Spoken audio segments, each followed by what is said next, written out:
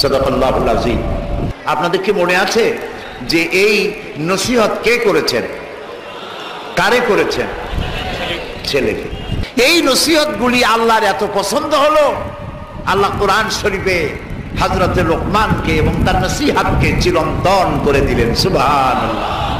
পয়লা নসিহত ছিল, হে আমার কলিজার টুকরা সন্তান, আল্লাহর সাথে কাউকে অংশীদার বানাইও না। এটা হলো 1 নম্বর ছিল। আল্লাহকে তিনি এক, তিনি একক, তিনি ছিলেন, তিনি আছেন, তিনি থাকবেন। তার জাতের সাথে শরীক করা যাবে না, তার সিফাতের সাথে, তার উলুহিয়াতের সাথে, তার রুবুবিয়াতের সাথে কোনো শরীক নাই। তিনি লা শরীক। ছোট্ট একটি সূরা দিয়ে আল্লাহ রাব্বুল আলামিন তার জাত সম্পর্কে পরিষ্কার করে বলে দিয়েছেন। কি বলেছেন? কুল হুয়াল্লাহু আহাদ। এই সূরাটা আমরা সবাই জানি কিনা? পড়েন। কুল হুয়াল্লাহু আহাদ আল্লাহুস সামাদ লাম ইয়ালিদ ওয়া লাম ইউলাদ ওয়া লাম ইয়াকুল লাহু কুফুয়ান আহাদ। তিনি এক, তিনি একক, তিনি কারো মুখাপেক্ষী নন, তাকে কেউ জন্ম দেয় নাই, তিনিও কাউকে জন্ম দেন নাই। আকাশ ও জমিনে তার সমকক্ষ কেউ নাই। সুবহানাল্লাহ বলেন। এই হচ্ছে আমাদের আল্লাহ, আমাদের রব। কোনো কারণেই তার ইবাদতের মধ্যে কাউকে শরীক স্থাপন করা যাবে না। আমাদের দেশে কিছু আলেম, নামধারী কিছু আলেম আছেন, বোঝার উপায় নাই, দাড়ি টুপি জামা সবই আছে, আবার নামের আগে হয়তো পীর শব্দ লেখা আছে। তারা এসে এমন সব বিভ্রান্তিমূলক কথা বলেন যা কোরআনে হাদিসে কোথাও নাই। খুলনা একটি ওলামাদের শহর আমার দৃষ্টিতে, এখানে বহু ওলামা আছেন, আছেন না? খুলনা আলিয়া মাদ্রাসা, যথেষ্ট আলেম এখানে আছে, অনেক আলেমদের ডিপো খুলনা। আমি বুঝি না সেই খুলনায় এসে কোন নামধারী লোক কেউ এসে এমন কথা বলবে যা কোরআনে নাই, হাদিসে নাই, আর নীরবে আলেমরা বরদাস্ত করবে। এটা তো হওয়া উচিত না। আমি শুনেছি, নির্ভরযোগ্য সূত্রে জেনেছি, যেখানে ওয়াজ করা হয়েছে এই কথা বলে যে মুহাম্মদ সাল্লাল্লাহু আলাইহি সাল্লাম স্বাভাবিকভাবে দুনিয়ায় আসেন নাই। পৃথিবীর সব মানুষ যেমন মায়ের পেট থেকে যেভাবে আসছে, মুহাম্মদ সাল্লাল্লাহু আলাইহি সাল্লাম সেভাবে আসে নাই। তার মৃত্যুও সাধারণ মানুষের মতো নয়, অর্থাৎ মৃত্যুও হয় নাই, জন্মও হয় নাই। নাউযুবিল্লাহ। তারা বলতে চান রাসূলকে অপারেশন করে জিবরাইল অথবা ফেরেশতারা কুদরতি অপারেশন করে বাইর করছে, মায়ের পেট থেকে যেভাবে দুনিয়া আসে এইভাবে রাসূল আসে নাই। নাউযুবিল্লাহ। কোন হাদিস যেটা প্রমাণিত নয়। সারা পৃথিবীর সব মানুষ এসেছে মায়ের শরীর থেকে যেভাবে, মুহাম্মদ সাল্লাল্লাহু আলাইহি সাল্লাম এর ব্যতিক্রম নয়। সুবহানাল্লাহ বলুন।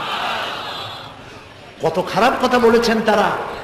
তারা এই কথাও বলেন আরশে আজিমে মেরাজের রাতে নবী করিম সাল্লাল্লাহু আলাইহি সাল্লাম যখন ভয় পেয়ে গিয়েছিলেন সিদরাতুল মুনতাহায়, তখন বড় পীর সাহেব নাকি ডেকে বলেছেন, ভয় পাইয়েন না, আমি আপনার সাথে আছি। আস্তাগফিরুল্লাহ। বড় করে বলেন আস্তাগফিরুল্লাহ। গারে সওরে যখন সওর গুহার মধ্যে মুহাম্মদ সাল্লাল্লাহু আলাইহি সাল্লাম আর তার সাথে মাত্র একজন ছিলেন, বলেন নাম কি? রাদিয়াল্লাহু তাআলা। যখন তিনি ভয় পেয়েছিলেন, ভীত সন্ত্রস্ত হয়ে পড়েছিলেন, কে ভয় পাইছিলেন? রাসূল না আবু বকর? আবু বকর রাদিয়াল্লাহু তাআলা ভয় পেয়েছিলেন। সেখানে সান্ত্বনা দিলেন কে? ইয ক্বালা লিসাহিবিহি লা তাহজান ইন্নাল্লাহা মা'ানা।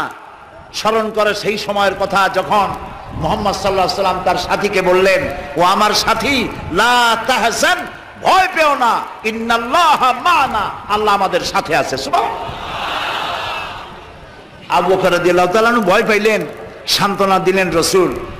আর মেরাজে গিয়ে রাসূল ভয় পাইছে, সান্ত্বনা দিয়েছেন বড় পীর আব্দুল কাদের জিলানী। তাহলে তো বোঝা যায় যে হযরতে আব্দুল কাদের জিলানী রাহমাতুল্লাহ আলাইহি আবু বকর রাদিয়াল্লাহু তাআলা আনহুর চাইতেও পাওয়ারফুল। একজন প্রশ্ন করেছিলেন হযরত বড় পীর সাহেবকে, হুজুর আপনি তো আওলাদে রাসূল, অনেক বড় আলেম এবং বড় পীর, আপনার মর্যাদা কি সাহাবীদের সমান? তিনি জবাবে বলেছিলেন, এই ধরনের বেয়াদবিপূর্ণ কথা আর কোনোদিন আমার সামনে উচ্চারণ করবে না। রাসূল করিম সাল্লাল্লাহু আলাইহি ওয়াসাল্লামের সাহাবীরা যখন জিহাদের ময়দানে যেতেন, ঘোড়ার পৃষ্ঠে সওয়ার হয়ে ঊর্ধ্বশ্বাসে ঘোড়া ছুটছে, সেই ঘোড়ার নাকের ভিতরে যখন ধুলাবালি ঢুকতো, আমি আব্দুল কাদের জিলানী, সাহাবী তো দূরের কথা, সাহাবীদের যে ঘোড়ার উপরে যুদ্ধ করত সেই ঘোড়ার নাকের ধুলাবালির সমান নয়। সুতরাং এই জাতীয় কথা যারা ওয়াজ করেন তারা বেয়াদব। নবী করিম সাল্লাল্লাহু আলাইহি ওয়াসাল্লামকে হাজির নাজির বলা হয়, নাউযুবিল্লাহ বলেন। তিনি হাজির নাজির নন, রাসূল মাখলুক, আল্লাহ হচ্ছেন খালেক। আকীদা সাফ করতে হবে। একজন পীর সাহেব মারা গেছেন, চাঁদপুরে গেছিলাম একবার, যাই শুনলাম তিনি মাহফিলে 2টা চেয়ার রাখেন, একটা খালি, খুব সাজানো গোছানো। বললাম ওইটা কেন? কয়েছে রাসূল তো হাজির নাজির, আমরা এতগুলি উম্মত এক জায়গায় হয়েছি, ইয়া নবী সালাম আলাইকা কইতেছি, তা রাসূল আসবে না? তিনি তো আসবেনই, আর আসলে বলে তার জন্য একটা চেয়ার রাখা উচিত। তাই বললাম দলিল তো মজবুত, রাসূল আসছে, একটা চেয়ার তো দেওয়াই উচিত। আমি মানলাম, 30 সেকেন্ডের জন্য মানলাম, রাসূল আসছে, তার জন্য একটা চেয়ার রাখা উম্মতের জরুরি। কিন্তু আপনারা বলেন, রাসূলুল্লাহর জন্য একটা চেয়ার রাখে, একটা মঞ্চ, সেখানে একটা চেয়ার, রাসূল বসবেন, সেই চেয়ারের পাশে আর একটা চেয়ার দিয়া বসতে পারে এমন বেয়াদব আকাশের নিচে জমিনের উপরে হতে পারে? সুতরাং এ দিয়ে রাসূলের ইজ্জত বাড়ানো হয়নি, তাওহীন করা হয়েছে। কাজী রাসূলের ব্যাপারটি নিয়ে এই ধরনের কথাবার্তা, ওয়াজ নসিহত করা আদৌ ঠিক নয়। তারপর রাসূল নূরের তৈরি, না মাটির তৈরি। আচ্ছা ভাই, আপনার পরীক্ষা তো আসবে সিলেবাসের মধ্য দিয়া, আমার কথা বুঝতেছেন? পরীক্ষা আসবে কিসের মধ্যে দিয়া? আপনি সিলেবাস পড়েন নাই, সিলেবাসের বাইরে পড়ছেন, জন্মের পড়া। পরীক্ষা পাস করবেন, ফার্স্ট ডিভিশনে ফেল করবেন। কিয়ামতের দিন আল্লাহ রাব্বুল আলামিন, বিশ্বাস করুন আমার সামনে কোরআন, কিয়ামতের দিন আল্লাহ রাব্বুল আলামিন তার কোনো বান্দাকে প্রশ্ন করবেন না, রাসূল নূরের ছিল না মাটির ছিল, এ ব্যাপারে তোমার আকীদা কি? রাসূল গায়েব জানতেন কিনা, এ ব্যাপারে তোমার আকীদা কি? রাসূল হাজির নাজির ছিলেন কিনা, এ ব্যাপারে তোমার আকীদা কি? এই ব্যাপারে একটি প্রশ্ন করা হবে না।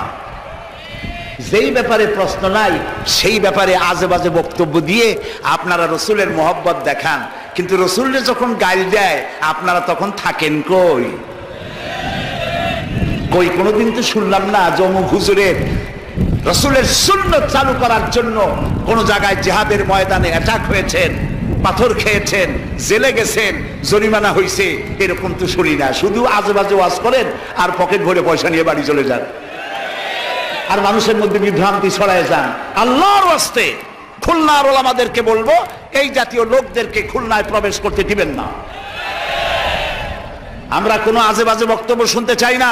যে কথা বলবেন প্রত্যেকটি কথার পেছনে দলিল দিতে হবে, কোরআন আর হাদিস। কথা বুঝে আসছে? সুতরাং আকীদা সাফ করতে হবে, কারণ আল্লাহ রাব্বুল আলামিন বলেন, وَقَدِمْنَا إِلَى مَا عَمِلُوا مِنْ عَمَلٍ فَجَعَلْنَاهُ هَبَاءً مَنْثُورًا। আল্লাহ তাআলা বলেন, কিয়ামতের দিন আমি যখন বান্দার আমলনামার দিকে আমি যখন মনোযোগী হব, ওই আমলনামার ভিতরে আমি যদি শিরক মিশ্রিত দেখি, তাহলে বান্দার আমলনামাকে ধুলাবালির মতো উড়াইয়া দেব। ধুলি কণার মতো আমলনামাকে উড়িয়ে দেওয়া হবে। আমি দৃষ্টান্ত দিতে গিয়ে বলি, 10 কোটি 5 কোটি টাকা বা 100 কোটি টাকা খরচ করে বিশাল একটা বিল্ডিং তৈরি করেছেন। এই বিল্ডিংটা ধ্বংস করার জন্য একটা টাইম বোম যথেষ্ট, ঠিক কিনা? একটা টাইম বোম রেখে দিলেন, দূরের থেকে রিমোট কন্ট্রোলের বাটন টিপলেন, বোমাটা বিস্ফোরিত হলো। 100 কোটি টাকার খরচ করা বিশাল বিল্ডিং মুহূর্তের ভিতরে ধূলিকণায় পরিণত হয়ে যায়। এটা বোঝা কি কঠিন না সহজ? আমলনামার ভেতরে যদি শিরক মিশ্রিত থাকে, তাহলে আল্লাহ রাব্বুল আলামিন বলছেন কিয়ামতের দিন আমলনামাকে শিরক মিশ্রিত আমলনামা ধুলি কণার মতো উড়িয়ে দেব, দাম নাই, সমস্ত আমলগুলি নষ্ট হয়ে যাবে। প্রিয় ভাই সব, সেই জন্য ইন্না শিরকা লাযুলমুন আযীম, শিরক হচ্ছে মস্ত বড় জুলম, অত্যাচার, এই জুলম থেকে আল্লাহ তাআলা আমাদেরকে হেফাজত করুন। আমরা যেন শিরক মুক্ত জীবন যাপন করতে পারি, আল্লাহ যেন তৌফিক আমাদের দেন। আমরা বলি আমিন। সবাই বলেন আমিন। শিরক হচ্ছে অংশীদার, অংশীদারিত্ব, বলা যায় পার্টনারশিপ। এই পার্টনারশিপ বিজনেস দিয়ে আমি জিনিসটাকে অনেক সময় বুঝাইতে চেষ্টা করি। যেমন আপনি ব্যবসা করবেন, আপনার কাছে 1 কোটি টাকার প্রয়োজন একটা ব্যবসা করার জন্য, একটা রাস্তার কাজ উঠাবার জন্য, একটা ব্রিজ করার জন্য 1 কোটি টাকা দরকার, কিন্তু আছে আপনার কাছে 50 লাখ। এখন আর 50 লাখ টাকা যার কাছে পাওয়া যায় এরকম একজন পার্টনার আপনার দরকার বলেই আপনি একজন পার্টনার খোঁজেন, ঠিক কিনা? 3 কারণে পার্টনারশিপ বিজনেস হয়। কয় কারণে বলেন? 3 কারণ। 1 নম্বর হলো পুঁজির অভাব, 2 নম্বরে পুঁজি আছে কিন্তু ব্যবসা কেমনে করে ওই জ্ঞান নাই। প্রিয় ভাই, সব পুঁজি হইলেই কি ব্যবসা করা যায়? যদি কেউ চেষ্টা করতে চান করতে পারেন, লক্ষ লক্ষ টাকা দিয়ে ব্যবসাটা করেন, ব্যবসার কোনো জ্ঞান নাই, 1 মাস যাইতে পারবে না, বড় বড় 5-6টা লাল বাতি জ্বলবে আপনার দোকানের সামনে, ঠিক কিনা? কন এক্সপেরিয়েন্স, দক্ষতা, অভিজ্ঞতা, এটি ব্যবসার সব থেকে বড় মূলধন। তাহলে আমরা পার্টনারশিপ বিজনেস করি, 1 নম্বরের কারণ হলো কিসের অভাব? পুঁজির অভাব। 2 নম্বরে জ্ঞানের অভাব, একজন জ্ঞানী লোক তালাশ করি যার ব্যবসার অভিজ্ঞতা আছে। 3 নম্বরে পুঁজিও আছে, ব্যবসার জ্ঞানও আছে, কিন্তু বুড়ো হয়ে গেছে, একেবারে হাঁটতে পারে না, খাড়াইতে পারে না, সোজা হইতে পারে না, কিন্তু ব্যবসা করার শখ। সেই জন্য একজন স্বাস্থ্যবান, আমানতদার, দিয়ানতদার, যোগ্য একজন লোক তিনি তালাশ করেন। তাহলে 3 কারণে পার্টনারশিপ বিজনেস হয়। কয় কারণ? খুব লক্ষ্য করেন। যারা শিরক করে আল্লাহ বরদাস্ত করেন না কেন? কারণ হচ্ছে এই 3 কারণের কোনো অভাব আল্লাহর কাছে আছে? একটা করে দেখি। প্রথমে পুঁজির অভাব। আল্লাহর কি পুঁজির অভাব আছে? আল্লাহ রাব্বুল আলামিন বলেন, লিল্লাহি মা ফিস সামাওয়াতি ওয়া মা ফিল আরদ। আকাশ আর জমিনের একচ্ছত্র মালিকানা আল্লাহর। আকাশ এ জমিন কার? আল্লাহ। জোরে বলুন আল্লাহ। সবকিছুর মালিকানা আল্লাহ তাআলা, তিনি সবটার মালিক।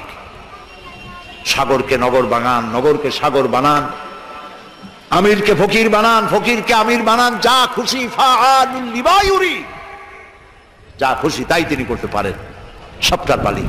কাজী তার কাছে কোনো পুঁজির অভাব নাই। এই জন্য পার্টনারশিপ বিজনেস করার আল্লাহর কোনো দরকার নাই। গেল 1। 2 নম্বরে অভিজ্ঞতার অভাব, এক্সপেরিয়েন্সের অভাব। আল্লাহর অভিজ্ঞতার অভাব, আল্লাহর জ্ঞানের অভাব। আল্লাহ তাআলা বলছেন, ওয়াল্লাহু ইয়ালামু ওয়া আনতুম লা তা'লামুন। আল্লাহ সব জানেন, তুমি কিচ্ছু জানো না। কে বলেছেন? আল্লাহ তাআলা বলেছেন কিচ্ছু জানো না। ওয়ামা উতীতুম মিনাল ইলমি ইল্লা কালিলা। আল্লাহ যদি বলতেন ওয়ামা উতীতুম মিনাল ইলমি ইল্লা কালিল, তাহলে কিছু পাইতাম। এখানে তিনি বলেছেন ইল্লা কালিলা, একেবারে কিছু না, সামান্যতম। সামান্য না, সামান্য আর সামান্যতম 2 কথা কি এক? যে সামান্য, ওই সামান্যটারে সামান্য সামান্য করতে করতে অল্প একটু দিছে, একেবারেই কম। কিন্তু সেই কমটা কত বেশি? সুবহানাল্লাহ কবেন না আগে? সেই কমটা কত বেশি? আকাশে মহাশূন্যে ওজন নামক একটা স্তর আছে। ওজন মানে মাপার ওজন না, এটার বানান হচ্ছে OZONE, ওজন। একটি লেয়ার আছে, ওজন লেয়ার। এটা কে বানাইছে? আল্লাহ বানিয়েছেন। কেন বানিয়েছেন? সূর্যের আল্ট্রা ভায়োলেট রে, অতি বেগুনি রশ্মি, এটি অত্যন্ত মারাত্মক ক্ষতিকর। এটি যেন পৃথিবীর মাটিতে না আসে। যদি পৃথিবীর মাটিতে আসে তাহলে প্রাণী জগৎ ক্যান্সার আক্রান্ত হয়ে সব মারা যাবে। এই জন্য আল্লাহ তাআলা ওজোন স্তর এভাবে রেখে দিয়েছেন, টাইট করে। বিজ্ঞানীরা তারা দেখতে পেল সেই ওজোন স্তরে ফাটল ধরেছে। ওমা উতীতু মিনাল ইলমি ইল্লা কালিলা, সামান্য জ্ঞানেই যে ফাটল ধরছে কোন জায়গায় তা তারা দেখছে। এই ফাটল দিয়ে অতি বেগুনি রশ্মি আসতে পারে পৃথিবীতে। ফাটলো কেন? সেই ফাটার জন্য আল্লাহ দায়ী না, বা তার ফেরেশতারাও দায়ী না। ফাটাবার জন্য দায়ী কারা? কারা? ও তাও তো আপনারা বুঝেন, কি ওয়াজ করবো। ফাটাবার জন্য আমরা দায়ী। কিভাবে ফাটাইলাম? আমরা ফাটাইছি এইভাবে, আমাদের সমস্ত কল কারখানার ধোঁয়া, আমাদের গাড়ির কালো ধোঁয়া, এরপরে সমস্ত কল কারখানার ওয়েস্টেজ, বর্জ্য, এবং যত বোমা বিস্ফোরণ করে টেস্ট করার জন্য, তাতে পানি নষ্ট করেছে, মরুভূমি নষ্ট করেছে, পরিবেশ নষ্ট করেছে। গাছ কাটা, সমানে গাছ কেটে পরিবেশ ধ্বংস করা হয়েছে, পাহাড় কেটে পরিবেশ ধ্বংস করা হয়েছে। এখন ব্যালেন্স নষ্ট হয়ে গেছে। অ্যান্টার্কটিকা নামক একটা মহাদেশ আছে, এই মহাদেশে কোনো মানুষ নাই, শুধু প্রাণী আছে, পেঙ্গুইন, আর আছে শ্বেত ভল্লুক। শুনতেছেন? এই যে এখানে আছে শুধু বরফ আর বরফ, এই বরফগুলি আল্লাহ তাআলা সেখানে জমা করে রেখেছেন। এখন বরফগুলি গলে যাচ্ছে, বরফ গলে যাচ্ছে ওজোন স্তরে ফাটল ধরার কারণে, এবং বরফ গলে যাওয়ার কারণ পানি স্ফীত হয়ে উঠতেছে। ফলে বিজ্ঞানীরা বলছেন কোনো না কোনো দিন বাংলাদেশটা 10 ফিট পানির নিচে তলিয়ে যেতে পারে। আল্লাহ মাফ করুন, বলেন আমিন। এখন ওই ফাটল বন্ধ করার জন্য চেষ্টা চালাচ্ছে। এইটা বন্ধ হবে কেমনে? আপনি যাইয়া ওখানে দর্জি পাঠায় সেলাই করতে পারবেন না। ওইটা বন্ধ করার জন্য পরিবেশকে আল্লাহ যেভাবে বানাইছেন ওইভাবে রাখবার জন্য আপনাকে চেষ্টা করতে হবে। পরিবেশটা আমরা ধ্বংস করেছি ব্যাঙগুলা খাইয়া। এই যে ব্যাঙ সব সালাম দিয়ে দিল, এই ব্যাঙ কত বড় উপকারী ছিল। এখন মানুষ বুঝতে পারে ব্যাঙ কম হওয়ার কারণে ফসল ক্ষতি করে যে পতঙ্গগুলি, এই ক্ষতিকর পতঙ্গগুলি খায় ব্যাঙে। সেই ব্যাঙগুলা সব পয়সার জন্য কামাই করার জন্য, পয়সা কামাই করার জন্য সব সালাম দিয়ে দিচ্ছেন, ব্যাঙ কমে গেছে, পতঙ্গ বাড়ছে, ফসল কমতেছে। আল্লাহ তাআলার সৃষ্টি। ওয়ামা খালাকনাস সামাওয়াতি ওয়াল আরদা ওয়ামা বাইনাহুমা লাইবিন। আল্লাহ তাআলা বলছেন আকাশ আর জমিনে খেল তামাশার বিষয়বস্তু করে কিছু তৈরি করি নাই, সব মানুষের কল্যাণের জন্য তৈরি করেছি। ওয়ামা উতীতুম মিনাল ইলমি ইল্লা কালিলা, সামান্যতম জ্ঞান দিয়েছি। দেখেন সামান্যতম জ্ঞান। আমেরিকার হিউস্টন ইউনিভার্সিটিতে আমার দাওয়াত ছিল। ওইখানে হচ্ছে নাসার গবেষণাগার। এখানে মহাশূন্যে যে সমস্ত রকেটগুলি গেছে সেই রকেটগুলি ওখান থেকে ছাড়া হয়েছে। আমি সেই রকেটে চড়েছি, যে রকেট সর্বপ্রথম নীল আর্মস্ট্রং, মাইকেল কলিন্স এরা যে রকেটে চাঁদে গিয়েছিল সেই রকেটের মধ্যে আমি চড়েছি, দেখেছি। 5 ঘন্টা, অনেক সময় লাগে দেখতে, কিন্তু আমি 5 ঘন্টা ছিল সময় হাতে, এই সময় নিয়ে দেখেছি। ওই যে মহাশূন্যে চলে গেল তারা, এই যাওয়ার জন্য রকেট যখন যায় তখন এই ধরনের জামা কাপড় পরে যেতে পারে না, কারণ মাধ্যাকর্ষণ শক্তি পার হয়ে যাওয়ার পর ওখানে আবার মাধ্যাকর্ষণ আছে। প্রত্যেকটি সৌরজগতের প্রত্যেকটি গ্রহ উপগ্রহের আলাদা আলাদা ল অফ গ্রাভিটেশন আছে। সুবহানাল্লাহ। একটা আরেকটাকে টেনে ধরছে। আল্লাহু আকবার বলেন। সূর্য পৃথিবীকে টেনে ধরেছে, পৃথিবী সূর্যকে টেনে, একটার সাথে আরেকটা এইভাবে টেনে ধরা আছে। আল্লাহ তাআলা এই ব্যবস্থা করে রেখেছে। সুবহানাল্লাহ। এই ব্যবস্থাপনা যেদিন শেষ হবে সেদিন কিয়ামত হয়ে যাবে। আচ্ছা, এইখানে কাপড় চোপড় তাদের আলাদা, ওখানে অক্সিজেন নাই, সেই জন্য অক্সিজেন পিঠে বেঁধে, সিলিন্ডার বেঁধে নাকের সাথে লাগানো থাকে। দেখছেন না আপনারা ছবি? এরপরে তারা যে খানাগুলো খায় সেই খাবারের জন্য এই রকমের প্লেট হবে না, সেটা ম্যাগনেটিক প্লেট হবে। খাবারগুলো এর মধ্যে আটকে থাকে। যদি আটকানো ব্যবস্থা না হয় তাহলে খাবারগুলো ভেতরে গিয়ে ভাত যদি হাতে নেন ভাতগুলো উড়ে যাবে, একটা একটা ধরে ধরে খাওয়া লাগবে। পানিগুলো ছিটকে যায়, সেই জন্য ট্যাপের উপরে ঢাকনা দিয়ে হাত ঢুকবার ব্যবস্থা আছে, তা নাহলে পানিগুলি বৃষ্টির মতো উড়ে যাবে। এই ব্যবস্থা। এইখানে বিজ্ঞানীরা কি করলো? পৃথিবী থেকে 49 কোটি কিলোমিটার দূরে, 49 কোটি কিলোমিটার দূরে হলো মঙ্গল গ্রহ, যেটাকে মার্স বলা হয়। সেইখানে সোজার্নার নামক একটি গাড়ি পাঠিয়ে দিল আমেরিকার নাসা থেকে। এটি 10 কেজি ওজনের একটি রোবট, রোবটের মতোই। ওর মধ্যে একটি গাড়ি আছে, 6 চাকার একটি গাড়ি।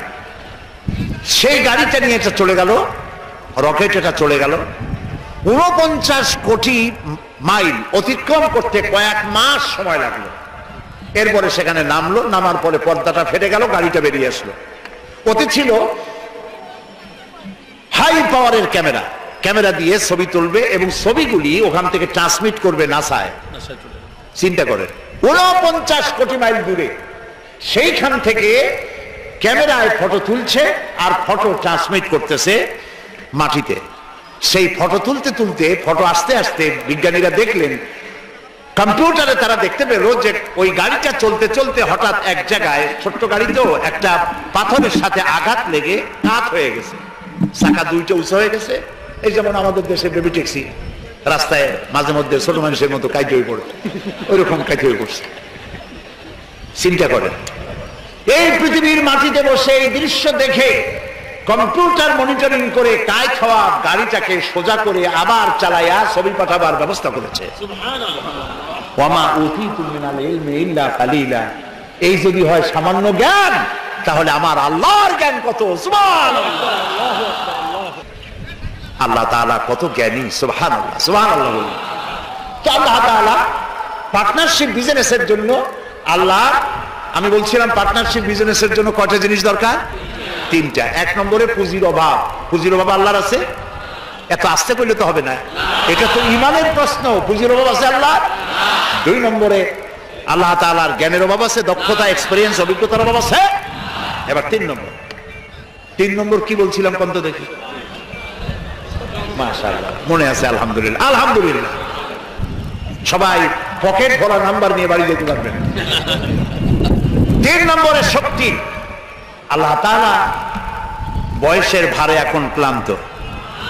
বলেন নাউযুবিল্লাহ, বলেন নাউযুবিল্লাহ, আবারও বলেন নাউযুবিল্লাহ। খুলিকাল ইনসানু দাঈফা। আল্লাহ কয় তোরা দুর্বল। মানুষদেরকে সৃষ্টি করা হয়েছে কি করে? দুর্বল করে। আর আল্লাহর অবস্থা কি? আল্লাহ রাব্বুল আলামিন বলেন, আন্নাল কুওয়াতা লিল্লাহি জামিআ। আন্নাল কুওয়াতা লিল্লাহি জামিআ। সমস্ত ক্ষমতার উৎস কেবলমাত্র কে? আল্লাহ রাব্বুল আলামিন। আর আমার দেশে কিছু নেতা নেত্রী আছেন এমন, যারা বলেন সকল ক্ষমতার উৎস জনগণ। বলেন নাউযুবিল্লাহ। এই কথা বলা জায়েজ নাই, এই কথা বিশ্বাস করা হারাম। এখন যদি গোটা পাশের বাউয়া ব্যাংক, চেনেন বাউয়া ব্যাংক, যদি মাহফিলের মধ্যে লাভ দিয়া এরকম পড়তে পড়তে আপনাদের মধ্যে আসে, খোলা ব্যাংক, খোলা ব্যাংক, খোলা ব্যাংক, খোলা ব্যাংকগুলি লাভ হবে যে জোরে, আপনারা লাভ দিবেন তার থেকে জোরে। কতগুলি বউবাসী, কতগুলি বল্লা, কতগুলি ভিমরুল যদি ছেড়ে দেওয়া যায়, মানুষ টেকবে একটাও? ওই মাথা দিয়ে সাপ ঢুকছে, শোনা মাত্রই এই মাথা দিয়ে লোক দৌড় দেবে, এমন দৌড় মারবে লবণ চোরা পর্যন্ত যাইয়া কবে, ভাই আমরা দৌড়াই কেন? আপনারা সকল ক্ষমতার উৎস। কেবলমাত্র পাগল আর ছাগলদের কথা এটা। সকল ক্ষমতার উৎস আল্লাহ তাআলা। কেউ যদি মনে করে যে এই কথা বললে জনগণ খুশি হবে, আমাদের ভোট দেবে, ভোট দিয়া ক্ষমতায় থাকা যায় না। ক্ষমতায় রাখার মালিক আল্লাহ। কে মালিক? আল্লাহ তাআলা মালিক। যারে খুশি উঠাবে, যারে খুশি নামাবে। ক্ষমতা কার? আল্লাহ তাআলা। সুবহানাল্লাহ, বলতে ইচ্ছা করে না। তো আন্নাল কুওয়াতা লিল্লাহি জামিআ। সমস্ত ক্ষমতার উৎস কেবলমাত্র আল্লাহ। এক আঙ্গুল আকাশের দিকে উঁচু করে বলেন, ক্ষমতার মালিক বলেন আল্লাহ, আল্লাহ, আল্লাহ। আলহামদুলিল্লাহ। হাত নামা। ক্ষমতার একচ্ছত্র মালিক, যা খুশি তাই তিনি করতে পারেন।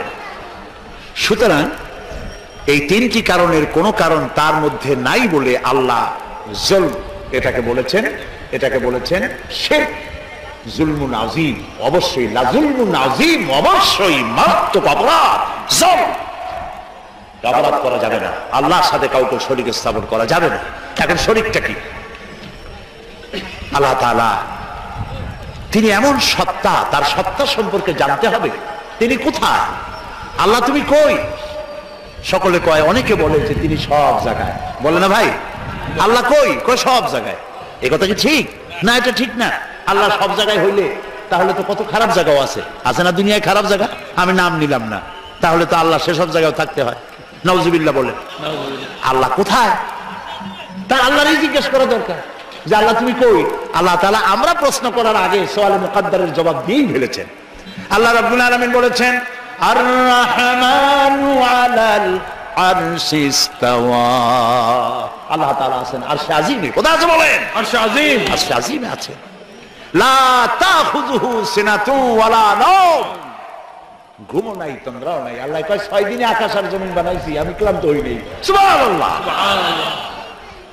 তার ক্লান্তি নাই, তার তন্দ্রা নাই। মুসা আলাইহিস সালাম বলেছেন, আল্লাহ তুমি নাকি ঘুমাও না? আল্লাহ কয় বিশ্বাস করো না? কয় আল্লাহ বিশ্বাস করি, তো বুঝি না, না ঘুমায় পারি কেমনে, বুঝি না। ইব্রাহিম আলাইহিস সালাম এরকম বলেছিলেন, রব্বি আরিনি কাইফা তুহিয়াল মাউতা, আয় আল্লাহ তাআলা মরারে জিন্দা বানাও কেমনে? আল্লাহ কয় আওয়ালাম তুমিন, বিশ্বাস করো না? কয় বিশ্বাস করি। বিশ্বাস না করি পারা যায়? আমি নবী মানুষ, বিশ্বাস করি। তবে কিনা কানে শোনা কথা আর চোখে দেখা একটু তো ব্যতিক্রম হয়। যদি তুমি আমারে দেখাও ওয়ালাকিন লিয়াতমাইন্না কালবি, তাহলে আমার কলিজাটা ঠান্ডা হয়ে যায়। আল্লাহ কয় যখন তুমি বিশ্বাস করো তখন বুঝাইতে আর কোনো অসুবিধা নেই। আল্লাহ বুঝাইছে না? কেমনে বুঝাইছে সেটা আলাদা ওয়াজ, সেটা এখানে করবো না। মুসা আলাইহিস সালাম বললেন, আল্লাহ তাআলা তুমি নাকি ঘুমাও না? আল্লাহ কয় যে সত্যিই তো তাই, ঘুমাই না। তুই বিশ্বাস করো না? কই করি, বুঝি না। আল্লাহ কয় বিশ্বাস যখন করছো বুঝাই দেই, এক গ্লাস পানি আনো। এক গ্লাস পানি আনা হলো, দাঁড়ায় থাকো। আল্লাহ মুসারে করলেন পানি নিয়ে দাঁড়াও, আর ঘুমেরে করলেন মুসারে ধর। মুসা আলাইহিস সালাম ঘুমে ধরলো, হাত শিথিল হয়ে এক গ্লাস পড়ে ভেঙে গেল। মুসা আলাইহিস সালাম ভয় পেয়ে গেলেন। আল্লাহ রাব্বুল আলামিন বলেন, মুসারে ভয় পাওয়ার কারণ নাই, আমি একটি বোঝার জন্য, দৃষ্টান্তের জন্য এই কাজটি করেছি, ভয় পাওয়ার কারণ নাই। একটা গ্লাস হাতে নিয়ে এক মুহূর্তে রাখতে পারো নাই, ঘুমের আমেজে গ্লাস ভেঙে চুরমার হয়ে গেছে। তোমার রব যদি ঘুমায় যায় তাহলে আকাশ আর জমিনের ট্রাফিক সিস্টেম অচল হয়ে যায়। সব কিছু তোমার আল্লাহ হাতের মুঠায়। আমি আল্লাহ ঘুমাই না, তাছাড়া মাখলুকদের যা হয় খালেকের তা হয় না। খালেক এর থেকে মুবাররা, পবিত্র। মানুষে ঘুমায়, প্রাণী জগৎ ঘুমায়, আমি ঘুমাই না, ঘুমও নাই, তন্দ্র নাই। সব শুনি, সব দেখি। আল্লাহ যদি ঘুমায়, দেখেন ওই মহাসমুদ্রের ভিতরে কেউ যদি তুফানে পড়ে যায়, তুফানে পড়ে গভীর রাতে কান্দে রব্বুল আলামিন, আমারে বাঁচাও, আমারে বাঁচাবার কেউ নাই। আল্লাহ যদি তখন ঘুমায় থাকে, বান্দারে কে বাঁচাও? আল্লাহ আকবার। তিনি ঘুমান না। তার শোনার মধ্যে কোনো সীমাবদ্ধতা নাই, আমার শোনার মধ্যে সীমাবদ্ধতা আছে। ওই মাহফিলের ওই কোণা থেকে কেউ আওয়াজ দিলে আওয়াজ এখানে আসবে না, ঠিক না? খুব জোরে চিল্লানি না দিলে এখানে আসবে না। তাহলে আমাদের শোনার মধ্যেও সীমাবদ্ধতা আছে। আল্লাহর এরকম আছে না? মহাসমুদ্রের অতল তলদেশে শৈবালের গায়ে লাগানো ছোট্ট একটি পোকা, যা মাইক্রোস্কোপ যন্ত্র ছাড়া দেখা যায় না, এমন ছোট্ট একটি পোকা যদি ক্ষুধার জ্বালায় চিৎকার মারে, নদীর ভিতরে কেউ শোনে না, জমিনে কেউ শোনে না, অন্তরিক্ষে কেউ শোনে না। আল্লাহ রাব্বুল আলামিন বলেন, ওই পোকার আওয়াজও আমি শুনতে পাই। সামিউন বাসীর, দেখতে পাই আর শুনতে পাই। সুবহানাল্লাহ। ওই আল্লাহর সাথে আপনি শিরক করবেন কেন? অর্থাৎ যা কিছু আল্লাহর কাছে পাওয়া যায় গায়েব থেকে, আবার কথাটা খুব বিষয়টা কঠিন, সেজন্য একটুখানি মন দিয়ে শুনতে হবে। যা কিছু, যেসব সাহায্য অদৃশ্য থেকে পাওয়া যায়, ওইগুলি আপনি অন্য কারো কাছে চাইতে পারবেন না। কিন্তু যা কিছু মানুষের কাছে পাওয়া যায় তা চাইতে পারবেন। আপনার ঘরে পেঁয়াজ নাই, মেহমান আসছে, ঘরে চিনি নাই, চা খাওয়া লাগবে। সেই জন্য আপনার বউ অথবা আপনার ছেলে মেয়ে যদি পাশের বাড়িতে পাঠান যে পাশের বাড়ি থেকে 1 কাপ চিনি নিয়ে আসো, আবার কিনে আমি তোমার ফেরত দেবো, এরকম করি না আমরা? আমার ঘরেও করে মাঝে মধ্যে। বাড়ি বানাবো, আমার টাকায় কুলাচ্ছে না, 2 লাখ টাকা 5 লাখ টাকা ধার করা লাগবে, আপনি চাইতে পারবেন? জায়েজ আছে, নিশ্চয়ই জায়েজ আছে, হাজারবার জায়েজ আছে। জায়েজ নাই কোনটা? ওইটা জায়েজ নাই যেটা মানুষ দিতে পারে না। দিতে পারে কে? আল্লাহ তাআলা। সেইটা মানুষের কাছে চাইতে পারবেন না। সে যেমন বিবাহ হয়েছে 8-10 বছর, বাচ্চা হয় না, এই বাচ্চা আপনি কোন পীর সাহেবের কাছে চাইতে পারবেন না। এটা কোনো মাজারে গিয়ে চাইতে পারবেন না, এটা কোনো জিন্দা পীর অথবা কোনো মৃত্যু পীরের কাছে চাইতে পারবেন না। এবং এই উদ্দেশ্যে আপনি কোনো মানতও করতে পারবেন না কোনো পীরের নামে, কোনো মাজারের নামে। কথা কি বুঝে আসতেছে ভাই? কথা বুঝে আসতেছে? আল্লাহ রাব্বুল আলামিন বলেন, আমি কাউকে কন্যা দেই, কাউকে ছেলে দেই, কাউকে কন্যা দেই, কাউকে পুত্র দেই, কাউকে কন্যাও দেই, পুত্রও দেই, কাউকে কিছুই দেই না। সুবহানাল্লাহ। আল্লামা ইবনে কাসির এই আয়াতের ব্যাখ্যায় লিখেছেন, এই যে আল্লাহ তাআলা বললেন কাউকে কন্যা সন্তান দেই, কাউকে পুত্র সন্তান দেই, লক্ষ্য করুন এই আয়াতের ব্যাখ্যা আল্লামা ইবনে কাসির রাহমাতুল্লাহ আলাইহি লিখেছেন, যেই দম্পতির প্রথম হয় কন্যা সন্তান তারা বরকতপূর্ণ, আল্লাহর রহমত তাদের উপরে। কারণ আল্লাহ পুত্র দিয়ে শুরু করেন না, আল্লাহ শুরুই করেছেন কন্যা দিয়ে। সুবহানাল্লাহ। আল্লাহ তো এই কথা বলেন নাই যে আমি কাউকে পুত্র দেই কাউকে কন্যা দেই, আল্লাহ শুরু করছেন কি দিয়া? কন্যা দিয়ে। এই জন্য যার কন্যা হয় আগে সে ভাগ্যবতী। কিন্তু আমাদের কপাল খারাপ পুরুষগুলার, আশা করে ছেলে হবে ছেলে হবে, যেই হলো মেয়ে মুখ কালো হয়ে যায়, শ্বশুরবাড়িও যায়। নাউজুবিল্লাহ বলে। প্রিয় ভাই সব, সন্তান চাইতে হবে কার কাছে? মানুষের কি খারাপ আকীদা, বলে কি আল্লাহর ধন খাজারে দিয়া আল্লাহ গেছে খালি হইয়া, কেউ ফেরে না খালি হাতে। কি আমি জানি, কিন্তু আমি টেস্ট করলাম। এই গান গাওয়া জায়েজ নাই, বিশ্বাস করাও কত বড় মারাত্মক কথা। আপনার কি চিন্তা করছেন? আল্লাহর ধন খাজারে দিয়া আল্লাহ গেছে খালি হইয়া, তাহলে আল্লাহর অবস্থা এখন তো খুবই করুণ। কিছু দরকার হলে খাজার কাছে দরখাস্ত করা ছাড়া। জোরে কর নাউজুবিল্লাহ, নাউজুবিল্লাহ, কি মারাত্মক। আপনি যাচ্ছেন পীরের কাছে, খাজার কাছে বাচ্চা চাইতে, পীরেরা খাজারা বড় না নবীরা বড়? তাও তো আসতে করলেন, আসতে বলছেন এই কারণে বইপত্রে প্রায় লাগে পীর পয়গাম্বর, মনে হয় পীর আগে পয়গাম্বর পরে। এটা কি ভুল কথা?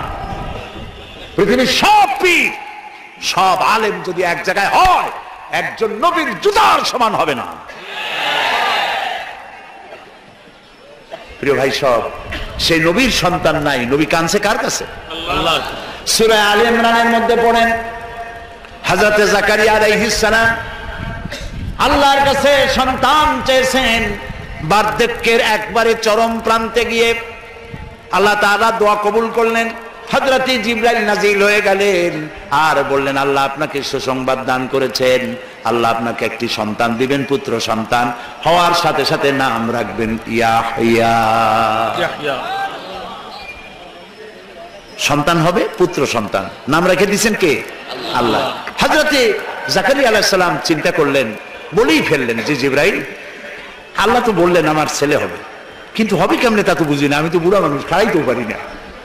বউ বুড়ি, আকিল, বন্ধা, বাজা, তার বাচ্চা হবে কেমনে? সে বুড়ি আমি বুড়া, কেমনে হবে?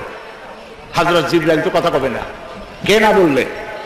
আল্লাহ তাআলা জবাব বললেন, একটা আয়াত বলে নাই, একটি শব্দ বলেছেন আল্লাহ তাআলা, কাযালিক, আমি যেভাবে চাই সেইভাবেই হবে। সুবহানাল্লাহ। আল্লাহ চাইলে কি না হয়। এই বুড়া বয়সে আল্লাহ ছেলে দিলেন কে? জাকারিয়া আলাইহিস সালামকে। কে দিয়েছেন? চিল্লায় বলে আল্লাহ তাআলা তাকে সন্তান দিয়ে দিয়েছেন। আল্লাহ কিছু, আল্লাহ একটা মানুষ বানাবেন, খালি কতটুকু মাটি হইল হইল, মা বাবু লাগবে না, মাও লাগবে না, পারছেন না বানাইতে? কারে বানাইছেন? এরপরে বাপেরও দরকার নাই, খালি একটা মেয়ে লোক হলেই হলো, পারছেন না বানাইতে? কারে বানাইছেন? ঈসা আলাইহিস সালাম। ইন্নাল্লাহা আলা কুল্লি শাইইন কাদির। সমস্ত জিনিসের উপরে ক্ষমতা রাখেন কে? আল্লাহ। আল্লাহ, আল্লাহ। আমার মা বোনেরা যারা এসেছেন, আমার ভাইয়েরা যারা এসেছেন, ওয়াদা করুন মানুষের কাছে, কোন পীর সাহেবের কাছে, কোন হুজুরের কাছে এই মনের বাসনা রাখবেন না যে উনি আপনার আশা পূরণ করতে পারবেন। এই বাসনা রাখবেন না। পারবেন? এই মনটা, মন এরকম তৈরি করতে পারবেন? আল্লাহ যেন তৌফিক দেন, বলেন আমিন। মাজারে টাকা দিচ্ছে লোকেরা, আহারে মানত করে, আল্লাহ ছেলে যদি হয় খানজান আলী পীর সাহেবের কুমিরের ভাত খাওয়াই আসবে না, কি খাওয়াইবে? মুরগি খাওয়াই আসবে, আহারে। আচ্ছা আপনারা বলেন, কুমিরের মর্যাদা বেশি না মানুষের মর্যাদা বেশি? আরে গরিব মানুষের যদি এই দৃশ্য দেখে কানবে আর বলবে, আল্লাহ মানুষ না হইয়া খানজানের দিকে যদি কুমির হইতাম তাও মুরগি খাইতে পারতাম। আস্তাগফিরুল্লাহ। আমরা বলি আস্তাগফিরুল্লাহ। আহারে কি কপাল পোড়া মুসলমান। বাইজিদ বোস্তামি রহমতুল্লাহ আলাইহির মাজার দেখলাম চট্টগ্রামে। ইতিহাস বলে না যে ওখানে ওনার মাজার আছে, একবার আসছিলেন এটা আছে, কিন্তু মাজার আছে ইতিহাসটা বলে না।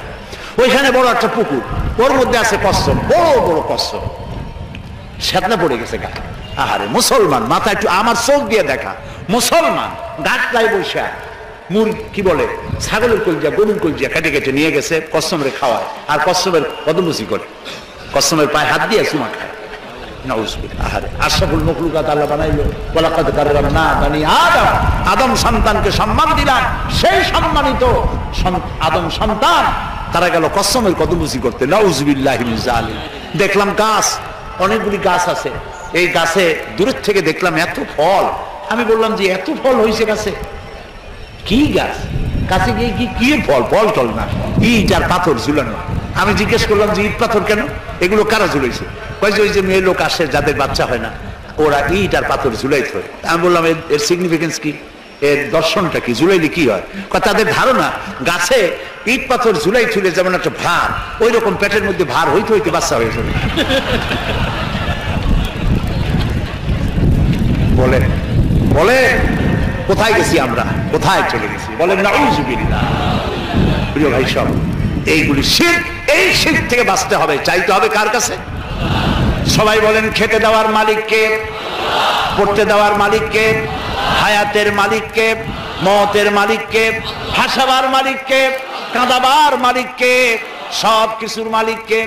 আল্লাহর নবী তাই বলেছেন, ওয়াইজা সাআলতা ফাসআলিল্লাহ ওয়াইজা ইসতাআনতা ফাসতাইন বিল্লাহ। কিছু চাইতে হইলে আল্লাহর কাছে, কিছু বলতে হলে আল্লাহরে বলো, কিছু চাইতে হলে আল্লাহর কাছে চাও। ইয়াকা নাবুদু ওয়া ইয়াকা নাস্তাঈন। সূরা ফাতিহার মধ্যে সারা জীবন পড়লাম, আয় আল্লাহ তোমারই গোলামি করি, তোমার কাছে সাহায্য চাই। একবার কাবা শরীফে মসজিদুল হারাম নামাজের ইমামতি করতেছিলেন খতিব আশ-শাইখ সৌদ আশ-শুরাইব। সুবহানাল্লাহ, কি তেলাওয়াত আল্লাহ তাদের জবানে দিয়েছেন। সুবহানাল্লাহ, আল্লাহ তাদের হায়াত দারাজ করুন, বলেন আমিন। আমি খুলনার যারা ধনাঢ্য ব্যক্তি তাদেরকে বলি, হস্ত জীবনে করবেনই একবার। পয়সা যদি থাকে তাহলে ব্যাংকক, সিঙ্গাপুর, হংকং, হাবিজাবাই জায়গায় দৌড়াদৌড়ি না করিয়া রমজান মোবারকে উমরা করিয়েছেন।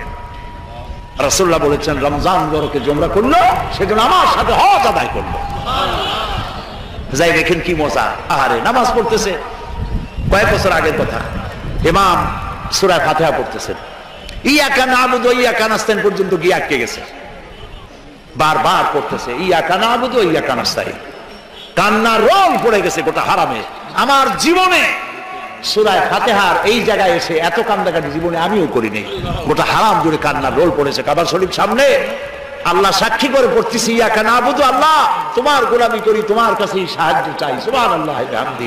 এই গোলামিটা যদি ঠিক মতো হইতো, আর সাহায্যটা যদি চাওয়া আল্লাহর কাছে ঠিক মতো হইতো, বুশের বাচ্চা বুশ মুসলমানদেরকে পিটাইতে পারত না। শারনের বাচ্চা শারন মুসলমানদের গায়ে হাত দিতে পারত না। কপাল পুড়েছে, আল্লাহরে চিনি নাই, আল্লাহরে চিনি নাই। ওমা কাদারুল্লাহ হাক্কা কাদরিহি। আল্লাহর যা মর্যাদা, আল্লাহর যা মান সম্মান ইজ্জত, সেই পরিমাণে আল্লাহর হক এবং সম্মান অনুযায়ী ইবাদত করতে পারি নাই। কোরআনের ওই মর্যাদা দিতে পারে না যেই মর্যাদা কোরআনের দেওয়া উচিত। তাবিজ লিখে লিখে কোরআনের প্রতি সেই শ্রদ্ধা আমরা নষ্ট করে দিয়েছি। তাই এক শ্রেণীর লোকেরা বলে কোরআন হলো পুরাণ, 1400 বছর আগের কোরআন মানুষের উপকার, অর্থনীতি, সমাজনীতি দিবে কি? কারণ আপনি তো অর্থনীতি সমাজনীতি পড়েন নাই, খালি তাবিজই তালাশ করছেন। কোন জায়গায় তাবিজ পাওয়া যায়? কি সব তাবিজ লেখে, লাল কালি।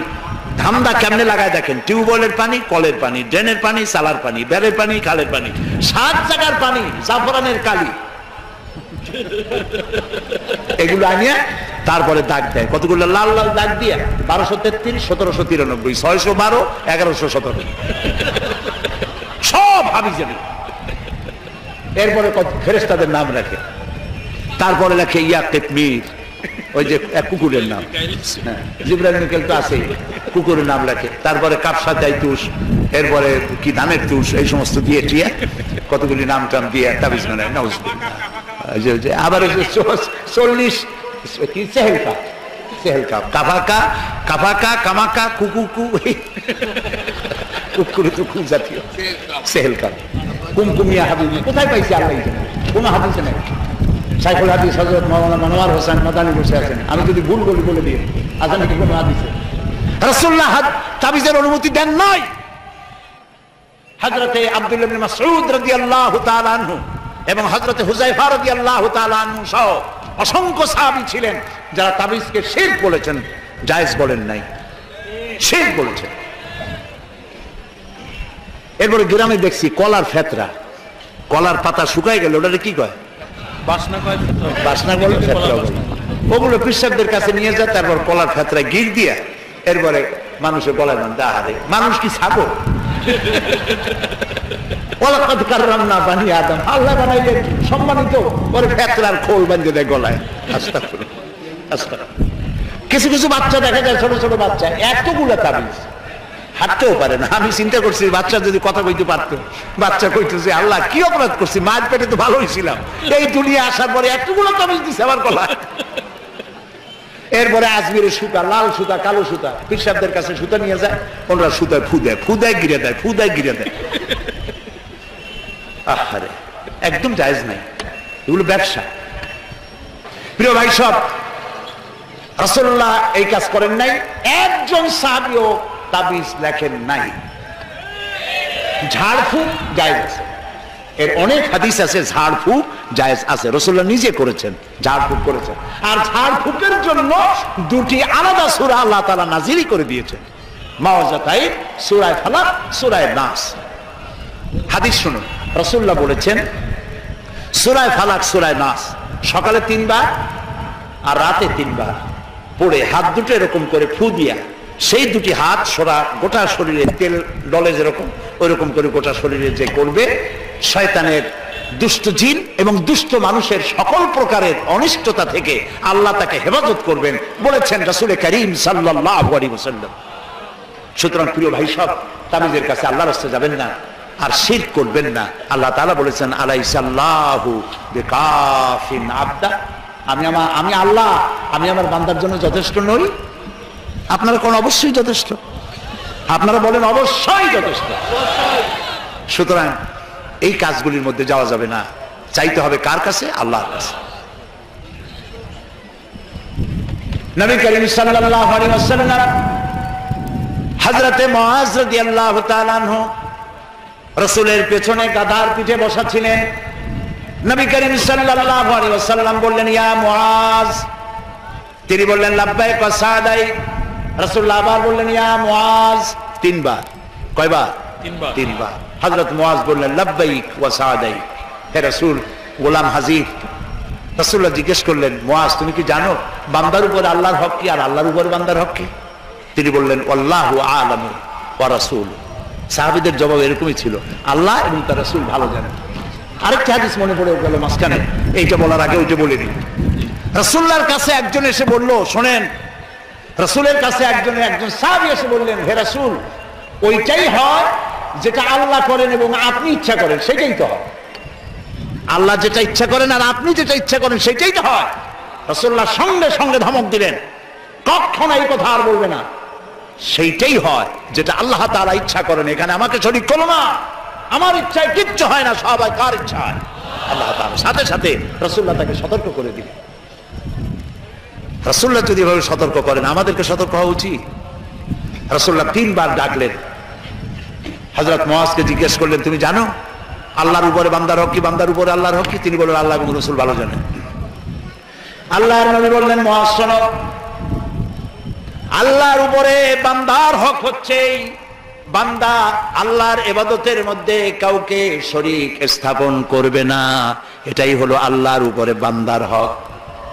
আর বান্দার উপরে আল্লাহর হক হচ্ছে যেই বান্দা আল্লাহর ইবাদতের মধ্যে কাউকে শরীক স্থাপন করবে না, আল্লাহ রাব্বুল আলামিন তার জন্য জাহান্নামের আগুন হারাম করে দিবে। খবরদার শিরকের কাছে যেও না। আমরা কি আল্লাহর সাথে দেখা করতে চাই? বলেন, দেখা করতে চাই? যারা জবাব দেন নাই তারা কিন্তু বিপদে। আমরা কি আল্লাহর সঙ্গে দেখা করতে চাই? যদি আমরা আল্লাহর সঙ্গে দেখা করতে চাই, আল্লাহ রাব্বুল আলামিন বলেন ফামান কানা ইয়ারজু লিকা রাব্বিহি ফালইআমাল আমালান সালিহান ওয়ালা ইউশরিক বিইবাদাতি রাব্বিহি আহাদা। ফামান কানা ইয়ারজু লিকা রাব্বিহি, তোমাদের মধ্যে যে কেউ আল্লাহর সঙ্গে, রবের সঙ্গে যদি কেউ দেখা করতে চায়, দুইটা কাজ করতে হবে। কয়টা কাজ? ফালইয়ামাল আমালান সালিহা, সেজন্য ভালো কাজ করে, উত্তম কাজ করে। ভালো কাজ, ভালো কাজ কারে কয়? ভালো কাজ করার জন্য দুইটা শর্ত। ভালো কাজ করার জন্য কয়টা শর্ত? আমলে সালেহ, নেক কাজের জন্য দুইটা শর্ত মুখস্থ করুন। এক নম্বর শর্ত হচ্ছে কাজটি হতে হবে আল্লাহকে খুশি করার জন্য। এত বড় তাফসীরের মাহফিল দেখে লোকেরা বুঝবে খুলনা সমাজ কল্যাণ পরিষদ কি বিরাট কাম করছে, এই নিয়তে নয়, এবং তারা সেই নিয়তে করেও নাই। আলহামদুলিল্লাহ বলে, এটা করবো এই জন্য, এই জন্য আল্লাহ খুশি হবেন, আল্লাহর কোরআনের প্রচার হবে, আল্লাহ খুশি হবে, সেই জন্য করেছে। তাহলে কাজটা, যে কোনো কাজ আমি করব, ভালো কাজ যেটাই করব, সে কাজটা করব কারে খুশি করার জন্য? আল্লাহকে খুশি। দুই নম্বরে কাজটি হতে হবে সুন্নতে নববী সাল্লাল্লাহু আলাইহি ওয়াসাল্লামের উপরে। দাড়ি রাখবো কারে খুশি করার জন্য? আল্লাহরে খুশি করার জন্য। রাখবো কার মতো? রবীন্দ্রনাথের মতো, কার্ল মার্কসের মতো, ম্যাক্সিম গোর্কির মতো? কার মতো? রাসূলুল্লাহর মতো। বাস, আর দৃষ্টান্ত দিতে চাই না। আশা করি বুঝে আসছে কিনা? তাহলে আল্লাহ তাআলা বলছেন যে যদি তোমরা তোমার রবের সাথে দেখা করতে চাও, কয়টা কাজ করতে হবে? দুইটা। একটা কাজ হলো ভালো কাজ করো, নেক আমল করো। আর দুই নম্বরে হচ্ছে ওয়ালা ইউশরিক বিইবাদাতি রাব্বিহি আহাদা, আল্লাহর ইবাদতের সাথে কাউকে শরীক স্থাপন করো না। তাহলে আল্লাহ তাআলার সঙ্গে দেখা করা কিয়ামতে যাবে। প্রিয় ভাই সব, সুতরাং আমাদের কতগুলি জিনিস বাদ দিতে হবে। এই যে তাবিজ ব্যবহারের বিষয়টি আমাদেরকে ভাবতে হবে। আমরা ঝাড়ফুঁক আল্লাহর ওলিদের কাছ থেকে, বড় বড় আলেমদের কাছ থেকে ঝাড়ফুঁক নিতে পারবো। তাবিজ ব্যবহারের অভ্যাস আমাদের বাদ দিতে হবে। দড়ি, এই সুতা চুতা ইত্যাদি বান্দা, এগুলি বাদ দিতে হবে। এবং গণকের কাছে যাওয়া বাদ দিতে হবে, গণকের কথা বিশ্বাস করা বাদ দিতে হবে। মাজারে গিয়া চাদর দেওয়া, আগরবাতি দেওয়া, মোমবাতি দেওয়া, এগুলি দেওয়া বাদ দিতে হবে। পারবেন আপনারা? এগুলি করতে পারবেন? একটু চিন্তা করেন, আপনি মাজারে আগরবাতি, চাদর ইত্যাদি দেবেন কেন? ওনার লাইটের দরকার কি? আল্লাহ লাইটের ব্যবস্থা করতে পারবেন না? তিনি যদি আল্লাহর ওলি হন, আল্লাহ অন্ধকারে রাখবেন না। আর আপনি চাদর দেবেন উপরে, ভিতরে চাদরের ব্যবস্থা আল্লাহ করতে পারবেন না? আপনি যে টাকা দেন, এই টাকা দিয়ে উনি কি করবেন? উনি কি কমলা কিনবেন? শীতকালে উনি কি কম্বল কিনবেন? আল্লাহর উপর বিশ্বাস হয় না কেন? আল্লাহর ওলি যদি হয় তা আল্লাহ তাআলা তাদের ব্যবস্থা করবেন। সুবহানাল্লাহ। এইখানে আমি মানুষকে বুঝাতে গিয়ে বলি, এইরকম বলি, এটা বলি আমি আজকের মতো শেষ করব। এটা এভাবে বলি যে মাজারে লোকেরা যায় মনের আশা পূরণ করতে, এটাই বেশিরভাগ। জিয়ারতের চাইতে মনের উদ্দেশ্য বেশি থাকে, নির্বাচনে যেন আমার দল নিয়ে জিততে পারি, এই জন্য আগে একটা মাজারে যাওয়া দরকার। ছেলে মেয়ে হওয়া, চাকরিতে প্রমোশন, ব্যবসায় উন্নতি ইত্যাদি, এই জন্য যায়। এখন আপনারা বলেন হযরত শাহজালাল রহমতুল্লাহ আলাইহির মাতৃভাষা কি? বলেন। তিনি ইয়ামান থেকে এসেছিলেন, তার মাতৃভাষা আরবি। হযরত খাজা মুঈনুদ্দিন চিশতি রহমতুল্লাহ আলাইহির মাতৃভাষা কি? আরবি। বড় পীর আব্দুল কাদের জিলানী রহমতুল্লাহ আলাইহির মাতৃভাষা কি? আরবি। প্রিয় ভাই সব, এবার বলছেন এই তিনজন আল্লাহর ওলির নাম নিলাম, আল্লাহর মাহবুব বান্দার নাম নিলাম, ওনারা তিনজন আরবিতে, মাতৃভাষা আরবি। আপনার মাতৃভাষা কি? বাংলা। আপনি গিয়া ওইখানে বাংলায় বললেন, বাবা খাজা বাবা শাহজালাল, খাজা বাবা মুঈনুদ্দিন চিশতি রহমতুল্লাহ আলাইহি, আমার তো ছেলে নাই, ছেলে দাও। আমি তো মামলা করছি, জিতাই দাও। আমার তো ব্যবসা হয় না, আমি তো রোগ শেষ হয়ে গেলাম, আমার রোগ ভালো করে দাও। এই যে বললেন, উনি কি বুঝলেন? বুঝলেন না। গেল এক নম্বর। দুই নম্বরে, আপনি যখন বলতেছিলেন, তিনি তখন চেতনা না ঘুমে? হয়তো তোমার তিনি ঘুমেছিলেন। আপনি যে চিল্লাইলেন, এত পয়সা খরচ করে গেলেন, উনি তো শুনতেও পাইলেন না, ঘুমে গেলেন। তিন নম্বর, আপনি যখন চিল্লাইছেন, বলেছেন, তখন উনি কবরে না অন্য কোথাও? কবরে যে থাকতেই হবে এর কোনো গ্যারান্টি আছে? মুদ্দার যে আপনি কবরে রাখছেন, শরীর তো পয়সা টয়সা শেষ, আর আল্লাহ যদি কারো শরীরকে হেফাজত করতে চান ভিন্ন কথা, কিন্তু তার রুহু কোথায় তা তো আপনি জানেন না। তো খামাখা আপনি যে তিনটা ভায়ার করলেন, তিনটা ভায়ার মিস হয়ে গেল।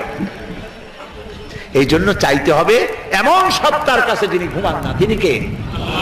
এমন সত্তার কাছে চাইতে হবে যিনি সব শোনেন। তিনি কে? আল্লাহ তাআলা তো কোরআন শরীফের সূরা কাহফের মধ্যে বলেছেন, কান পাতো, কান পেতে শোনো, একটি শ্বাসের আওয়াজও শুনবে না। সুবহানাল্লাহ বলেন, একটি শ্বাসের আওয়াজও মিলবে না। তো যিনি সব দিতে পারেন, সব শোনেন, তারে থুইয়া ফাইনা তাযহাবুন, কোথায় যান আপনারা? প্রিয় ভাই সব, এই জন্য মাজারে আগরবাতি, চাদর, মোমবাতি, পয়সা কড়ি জিন্দিগিতে দেব না, এই ওয়াদা করতে হবে। পারবেন? পারবেন এই ওয়াদা করতে? কোন কোন সময় দেখা যায় কবরের কাছ থেকে যখন গাড়ি যায়, গাড়ি থামায় দেয়, গাড়ি আস্তে চালায়, মনের মধ্যে ভয়, পিসাব যদি এটা অ্যাক্সিডেন্ট করে দেয়। পিসাব কি এত খারাপ মানুষ নাকি যে মরিও আপনার গাড়ি অ্যাক্সিডেন্ট করে মারবে? এটা একটু কথা হইল। এরপরে পিসাবের মাজার উপর মশারি টানায়। আমি নিজে দেখছি মশারি টানানো, যে একটা মশারি টানাইলো হয়তো তার বাপের মশাই খায়, বাপের একটা মশারি দেয় নেই। তা আপনি পিসাবের মাজারে যে মশারিটা দিলেন, কেন দিলেন? আপনার ধারণা কি যে পিসাব এমন খারাপ ছিলেন যে মশা কবরের মধ্যে গিয়েও কামড়াবে? এ কি আজীব তামাশা! প্রিয় ভাই সব, এইসব আকীদা বাদ দিতে হবে, আকীদা সাফ করতে হবে। ভালো মন্দ করার মালিক কে? খাইরিহি ওয়া শাররিহি মিনাল্লাহি তাআলা। আমার ভালো আমার মন্দ কে করবে? জোরে বলেন না, কে করবে? এই জন্য জীবনে টাকা পয়সা এই ধরনের কোন কবরে আমরা দেব না, আগরবাতি, মোমবাতি, চাদর দেব না। রাজি আছেন? কারা কারা রাজি? দুই হাত উঁচু করে দেখা। আলহামদুলিল্লাহ বলেন।